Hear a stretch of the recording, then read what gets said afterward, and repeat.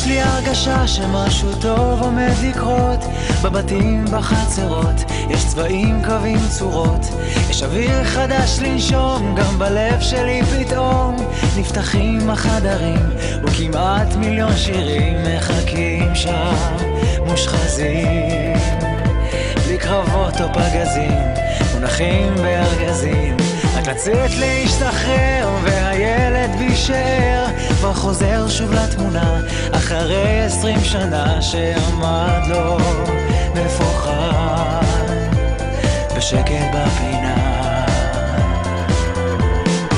יש לי הרגשה שמשהו טוב עומד לקרות,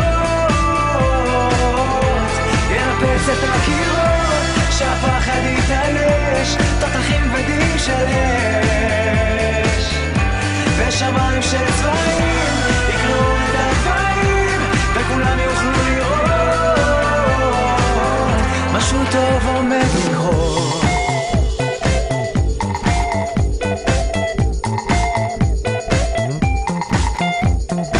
יש לי הרגשה שמשהו טוב עומד לקרות, אנשים שורות שורות יפתחו אז מגרות, לרוקן את הבפנים והקצב לפנים יתופף על השגרה, להשאיר לנו ברירה בגינות עמוסות, יתמלאו להם כוסות ואורות במרפסות.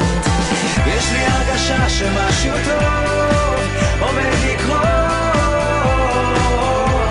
ינפץ את הקירות, שהפחד יתעלש, תותחים כבדים של אש, ושמיים של צבעים יקנו את הגבעים, וכולם יוכלו לראות משהו טוב עומד לקרות.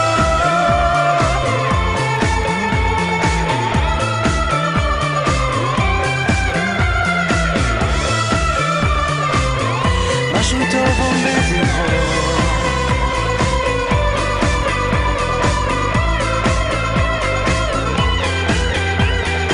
וכל מה שרק כמעט יתעגל להיות שלם, יחייך ויצטלם ברחוב המכוסה, משהו טוב עומד לקרות, אז תפסו לכם כיסא.